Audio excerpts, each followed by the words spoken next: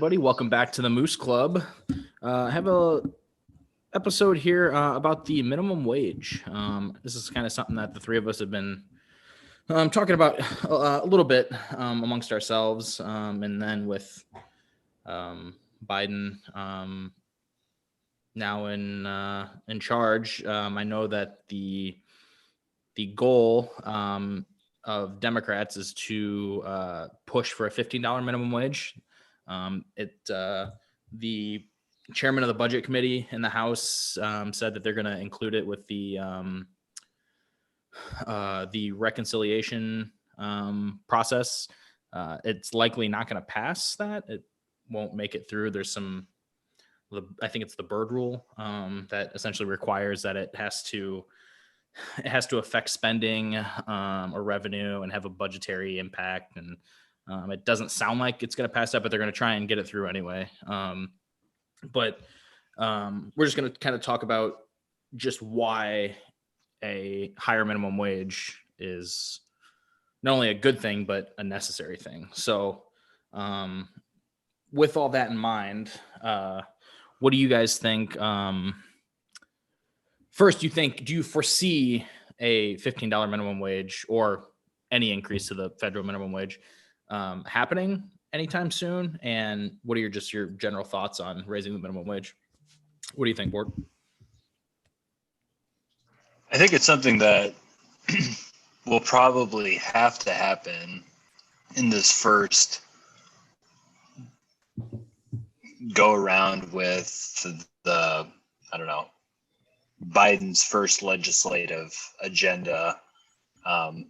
I think there could be enough support within the Democratic Party to pretty much universally get this through the Senate potentially, and then just break it with Kamala again. So I think that shouldn't be too big of an issue.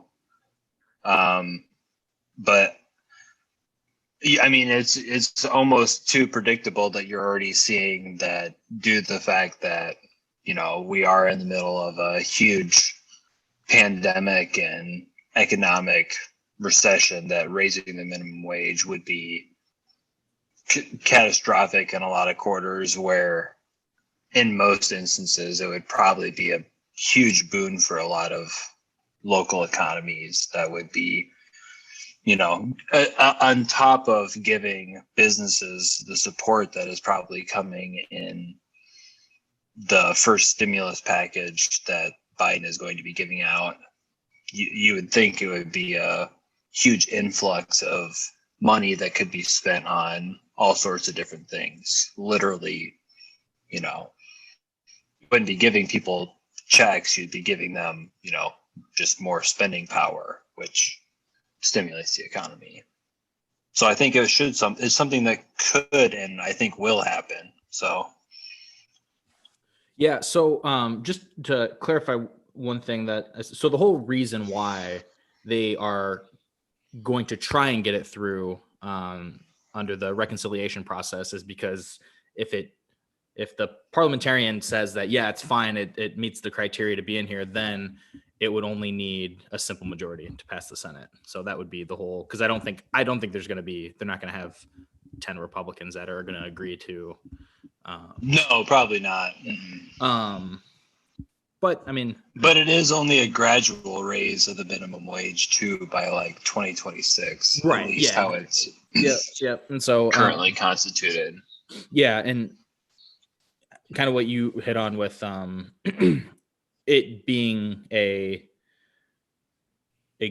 would be a good thing for local economies right now. That's kind of like the counter argument that people make, is that raising the minimum wage is going to be hard on small businesses. Like, it's a bad argument, and I think we're probably going to get into that.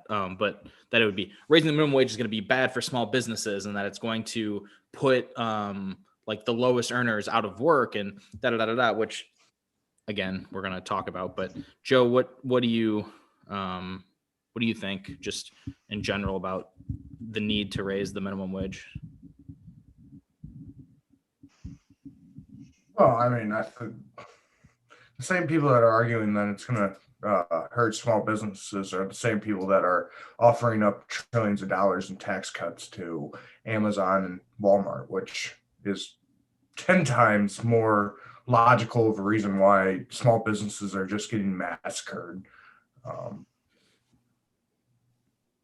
it it's just such a bad economic policy to have large swaths of like your society without spending power or without buying power into the economy, or people that need to work 16 hours a day to even meet the most basic livable needs.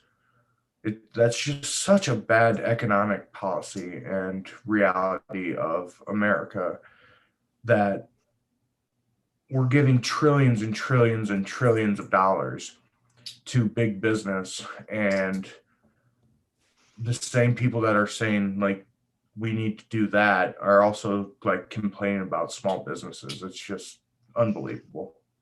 Yeah. So you mentioned the people that are saying that this is a bad idea are the ones who vote for, that's essentially the Republican position is they're going to push back on something like this that's going to help low income earners, and which is, I mean, that would help millions of people. But at the same time, they're going to push back on that. But as you mentioned, they're going to give bailout money and tax cuts to corporations and stuff. And there was first there was a Pew Research poll in sometime in 2019, and they said about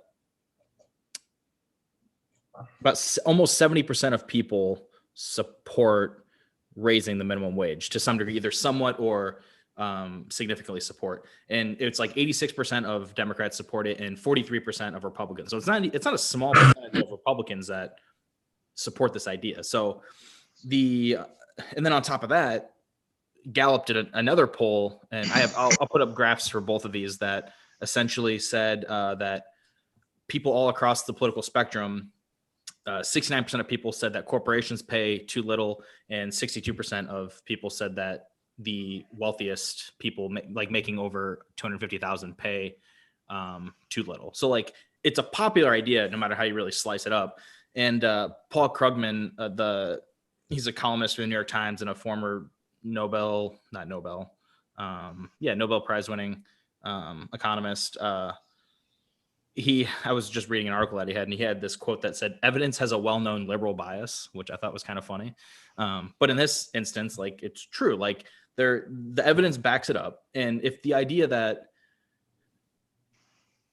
the radical proposal is the proposal by Republicans, well, how radical is it if a majority of people support this idea? So like, and even with it, being so popular, it's still, the Republicans still, prioritize tax cuts for corporations and the wealthy. And that was with ostensibly a populist president. Like they still were pushing those things that aren't actually popular. So it's interesting. I don't really know what the rationale is behind why the Republicans would not support this. But what do you guys think in terms of like what downsides would there? I'm trying to figure out like this was pretty successful in Seattle, wasn't it? And they did it in 5 years ago. Like what do you guys think? Like what are there downfalls to this? I mean, from the standpoint of like you kind of got at it a little bit there, but from that standpoint, you really get at something that like is the problem with like the Republican Party as it's currently like constituted. Because yeah, sure, like it is ostensibly for like small business and all sorts of things, but it is a party for like the richest people in this country. Like that, like there's no doubting that at this point. So like pretty much if those interests are okay with a minimum wage increase, then that is what you'll see Republican like Mitch McConnell essentially sign off on. But there really is no much to all of the Republican policies, economically speaking. There is no basis for their opposition to them or their proposals for them, like, tax cuts for the rich, trickle down economics, like that. Like, that's never been about quote unquote good economics or anything like that. It's pure ideology and who they're serving on behalf, like in the government on behalf of. They're like, that's the role that they play. So if those people think that a minimum wage increase is in their interest at this point, then yeah, you'll see Republicans jump on board with this. But if they don't, then you won't see any of them do it, even though it would be good for a lot of their districts, much like Medicaid expansion is good for a lot of Republican states, but they fight it tooth and nail because, it's an Obama policy. So even though expansion of Medicaid was popular amongst, especially the popularity has nothing to do with it. Yeah, exactly. Popularity is just out the window. It's what does my paymasters essentially tell me to say essentially about this particular policy? Oh, and on top of that, we're just strictly against any sort of quote unquote government takeover of healthcare. Yeah, I can't be for this, even though Medicaid expansion is universally good for all the states that it happened in, and is probably the most effective portion of the Affordable Care Act. Yeah. What do you think, Joe? I think you've talked about this, Joe. Like, the whole idea, right, is that, like, for these like small businesses and stuff, if there are people in these communities that are making a higher income, they're bringing in more money, that money is going to then be put back into the local bit. Like, it makes total common sense. Why is there such a resistance to this idea? Well, I mean, there's a big saying that I know we have all even gone through just working through our professional lives. Is like, the more money you make, the more you're going to spend. Like, there's absolutely 100% evidence that when people, especially, middle class people, make more money, they spend more. Yeah, it's just like I said earlier. And we get into talking about, when we talk about student loan repayment, like, it's just such bad economic policy to have such large, groups of people not being able to, have discretionary spending and spending it on goods and services in our economy. I've talked about it with some of my friends before. I have a family member that owns a small business, and they provide a home service, to people. And one time he told me, he goes, yeah, really the biggest problem is just having people want our service or be able to afford our services. So let's just apply this logically. And, if you're a small business owner, what do you want more? To be able to, or what's more like important, to have more customers and that can buy your product, or to be able to undercut your staff so much to a absolute unlivable wage? Like, duh, any business that is smart just wants more consumers. Well, there you go. I mean, I think the only downfall to a $15 minimum wage in Republicans' eyes is, their buddies and country club freaking friends are going to make less money, but at such a, smaller rate compared to just having more income into small businesses. Like, the big businesses might see a little downfall, but I even doubt that. But the only reason they're going to see a downfall is they've historically underpaid their workers anyway. So Right. it makes no sense. It really doesn't. Did you guys see Rand Paul's thing on Hannity about this topic the other night? So I'll just read you the quote from Rand Paul. Absolutely ridiculous. He says, the people who lose their jobs first when you hike up the minimum wage are black teenagers.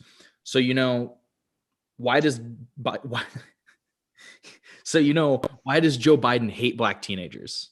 Should be the question. Why does Joe Biden want to destroy all these jobs? That is what he said. And in destroying these jobs, he was using a CBO estimate, and like the lowest estimate was that the effect on jobs would be negligible. It really wouldn't. The most aggressive estimate would that it would be 4 million lost jobs. Okay, fine. But within that, it also said, let me find it right here, that it would lead to an increase in pay for 17 million workers. So like, first of all, it's just a ridiculous statement just to begin with. Why does Joe Biden hate black teenagers? It's so stupid. But but there is belief amongst people. I mean, it used to be a pretty widely held belief from economists that raising the minimum wage will result in loss of jobs. That's not the case anymore. A majority of economists now think the opposite because there's more data on the topic, and it's what you do. Like when you're presented with more data, then you can change your opinion on things. With that said, I was looking up. I'll put up a graph for this one as well. But I was just curious, like how has the minimum wage like increased in time? Adjusted for inflation and all that good stuff. And I found this was a Economic Policy Institute. It was actually from a testimony before Congress. One of the folks at the Economic Policy Institute, and then this was a graph that he shared. He said workers today who are paid federal minimum wage of $7.25 an hour are, after adjusting for inflation, paid 29% less than their counterparts 50 years ago. So if you made minimum wage 50 years ago, like that's the difference. 29% is the difference. It's crazy.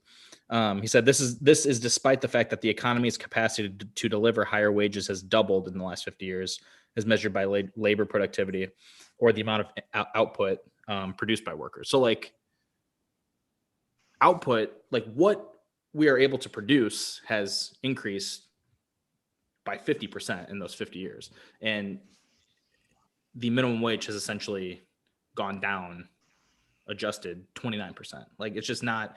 And if you look at on that graph there, like, I mean, if it had kept pace with productivity since 1968 or whatever it was, like the minimum wage right now would actually be over $22. Like, and it's still $7.25 or $7, whatever I said it was, $7.25, $7.50.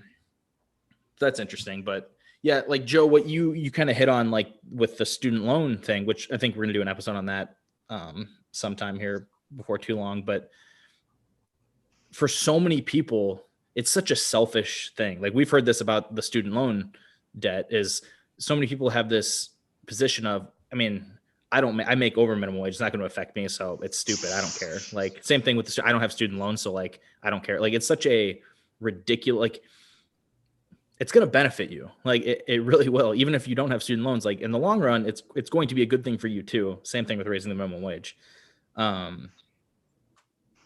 It's just such a narrow-minded way of looking at it. Well, yeah, I mean, you take any American problem, and behind a lot of it is just blind selfishness. But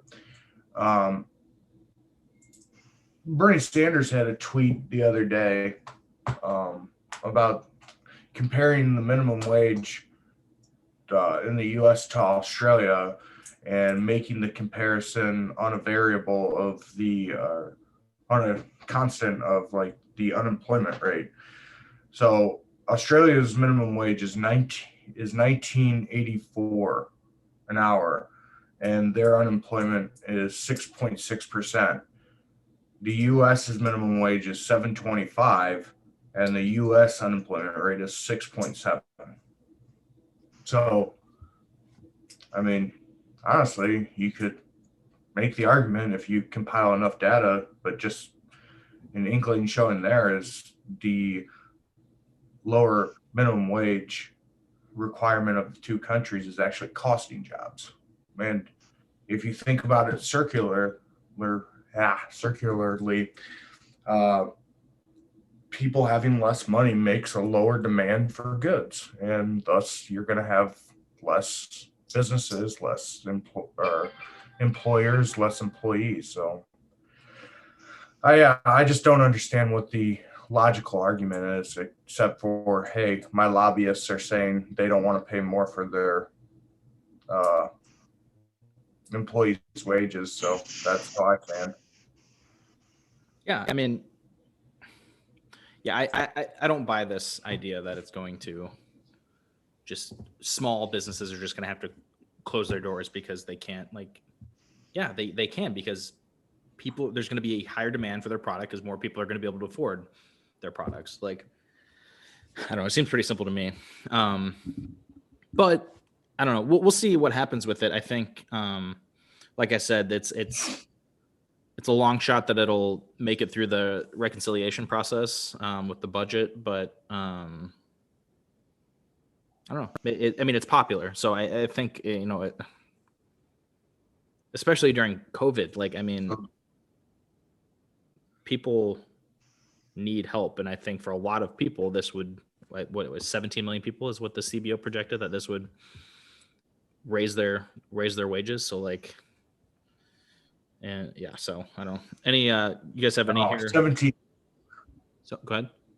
17 million people have more money. That can't be good for small business. Right, yeah, exactly. Yeah. Yeah, so it's funny, but yeah, that's true. Like, this isn't rocket science. Like, it's pretty simple stuff. Not the economics of it all, but just the logic of why this would be a good thing. Do you guys have any other final thoughts here? It's just unfortunate. Go ahead. Yeah, it's just unfortunate by the time that even if this could get passed tomorrow and the minimum wage will already be lagging behind $5 what it should actually be in like real term dollars if it had kept pace with like productivity. Right. Yeah. And then even by 2016, what will $15 an hour mean? Will it be like, oh, that we actually needs to be like $25 an hour now for it to be,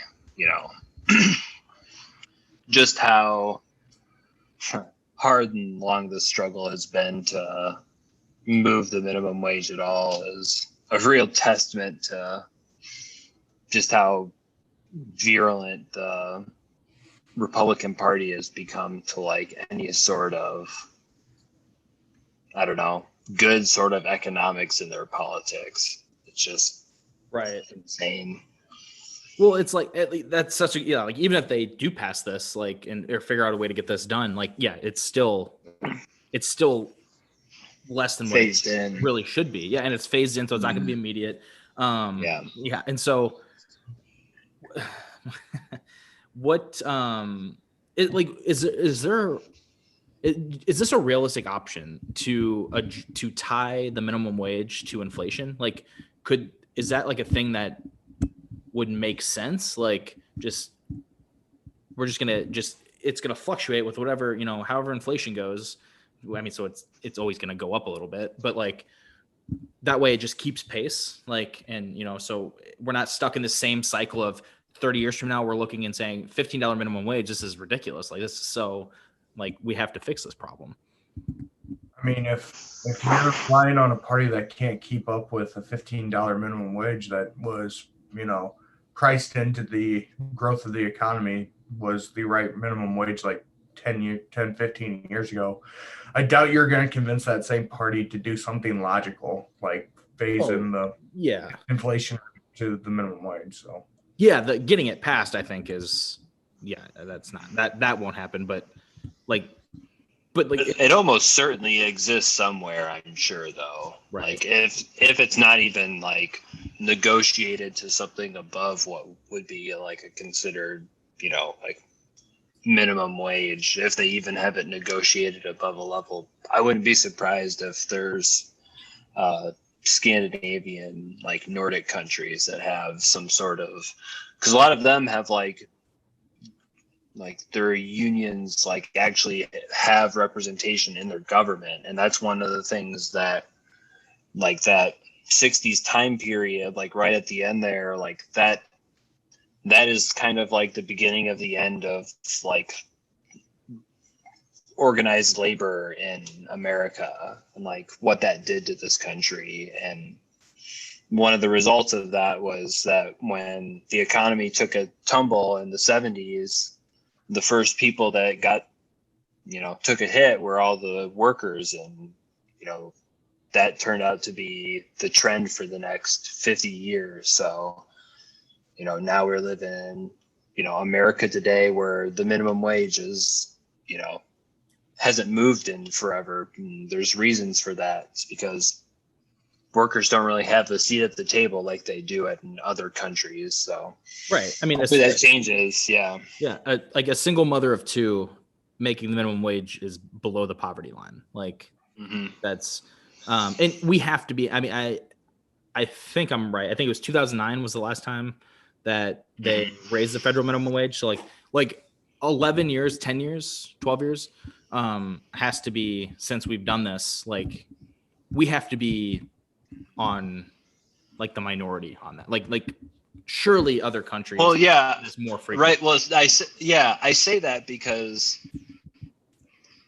other countries pretty much everywhere have a formal labor party of some variety where they essentially came out of their union movements during their industrial revolutions. Like we never, like that was co-opted into the Democratic Party when that happened, like through the FDR administration. So when you like, there is a lot of, even as we've moved through the neoliberal era, like there is still union representation, remnants of the wins that they like the NHS and stuff like that, National Health Service of Britain, like high minimum wages in these countries. We didn't have that kind of representation. So when push came to shove and the 70s, like oil shock came around and stagflation occurred, the workers were the first people to go, and Carter realized this and told us about it, but we didn't want it. So we got Reagan instead. And Reagan told us that we could have everything, but the government was in the way of all of us. So that's, and that's where America's politics really start going business first. Yeah, it's we'll see. I don't know. It makes too much sense that it's going to happen at some point. It just by the time it does and it all works out and it, it's going to still be lagging behind, unfortunately. So I don't know. But with all that said, if everybody would be so kind as to like, follow, share, subscribe, Moose Club Pod. And then you can catch us on Spotify by searching the Moose Club. And I haven't updated it yet, but you can also get us on Apple Podcast as well. So look for us on either of those, wherever you like to get your podcast from. We are there. So thanks for watching, and be on the lookout for future episodes.